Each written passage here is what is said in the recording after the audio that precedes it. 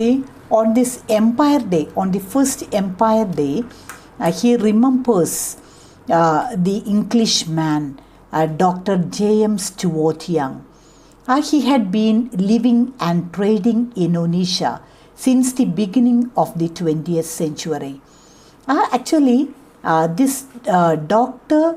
Stuart Young, he says that he doesn't know. Achebe says that he doesn't know whether he possessed a doctoral degree. But this man comes to Nigeria as a civil servant. But later he becomes very friendly with the Nigerians. Achebe had great appreciation for Stuart Young. He says that on the anniversary day, the speciality is that the children are provided yam. They will be getting food. Actually, I told you yam is the main crop in Igbo land. And the school children will be getting yams as part of anniversary celebration. And so the two secular festivals are greatly celebrated, enjoyed by the children of the Igbo land, both the Empire Day as well as the anniversary.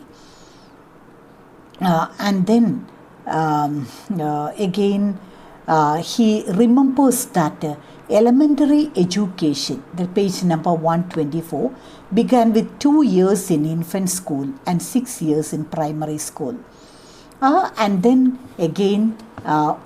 Achebe talks about his primary school. He remembers that elementary education began 2 years in infant school and 6 years in primary school. For sometimes there will be a preschool where lessons from the Bible are taught. Achebe says that he hadn't gone to the preschool. He remembers that the Second World War began when he was about to finish the second year in the primary school, that is in standard 2. The rest of his education, primary education, happened against its distant background. Now Achebe is talking about his primary school education. He says that when he reached the second year, when he was about to finish the second year in primary school, came the Second World War. And the Nigerians were forced to support the British people, Britain, because Nigeria is a British colony. Even the school children used to have campaigns and all in favor of the British. Achebe, he says that in the second year of his primary class, there came the Second World War, and it affected his studies. And there, since Nigeria was a British colony, even in the school, the children has to support the British cause. They have to support Britain. For the secondary school, he had two choices. One is the very popular Dennis Memorial Grammar School in Onitsha, or the Government College Uwahia. After the primary education, in between came the Second World War and the problems, and finally he comes to the secondary school. And when he has to study in the secondary school, two choices were there for Achebe. One is the Dennis Memorial Grammar School, one school, and the second is the Government College Uwahia. And so two choices are there. And Achebe's brother John, he advised him to study in Uwahia.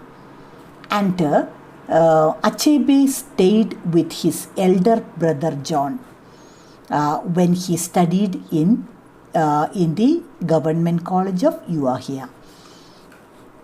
And see, I will read from the text 126. I don't know what prompted the British colonial administration in Nigeria in the decade following the end of the First World War to set up 2 first-class boarding schools for boys in Nigeria, one at Ibadan and the other at Uahia. The arguments, whatever there be, must be fascinating. And see, again now he goes on explaining about the Government College Uahia. Here Achebe has great appreciation for his secondary school. He says that it was an excellent school and very good teachers were there in the Government College Uahia. Then he talks about an extraordinary English cleric, Robert Fisher. He was the founding principal of Government College Uahia. He was there for 8 years till his retirement. By that time, Uahia has become a byword in Nigeria for excellence. And see, after the primary education, he has to join for the secondary education. And for that, he had 2 options, but he selected Government College Uahia, and his elder brother John supported him. Achebe says that this Government College was an excellent one, and the teachers were also very good. And then with great appreciation, he talks about the principal, Robert Fisher. And he says that Robert Fisher was an excellent principal and he worked very hard for his students. And till his retirement for 8 years, Fisher was there as the principal. And when by the time he retired, this Government College became the best. And it was counted to be an institution of excellence in Nigeria. And then the Second World War. And during the Second World War, what happened is that the prisoners of the war should be given some place, or the prisoners should be confined in some building. For that, this university college was selected. But after the war, the authorities knew that it was an excellent college. And so again it was converted back to a college. And so that you have to remember that during the Second World War, this Government College Uahia, it was made a prison house. But after the Second World War, again it got converted to the educational institution itself. And then he talks about the new principal, William Simpson. He was a Cambridge man. And he also was an excellent teacher. The new principal, William Simpson, a Cambridge man. He is also described by Achebe with great respect. He says that this man used to encourage children to read a lot. And he knew that bookwork, excessive devotion to bookwork is a real danger. He doesn't want children to study their textbooks all the time. This principal wanted his students to have lot of extra reading. And so he encouraged the students to make use of the library hours. And on 3 days a week, our students are not allowed to read any textbook after the school hours. They have to go for extra reading. And Achebe remembers that while studying there under this William Simpson, he developed such a craze for reading. And then again he says that Government College Uahia alumni played a conspicuous role in the development of modern African literature.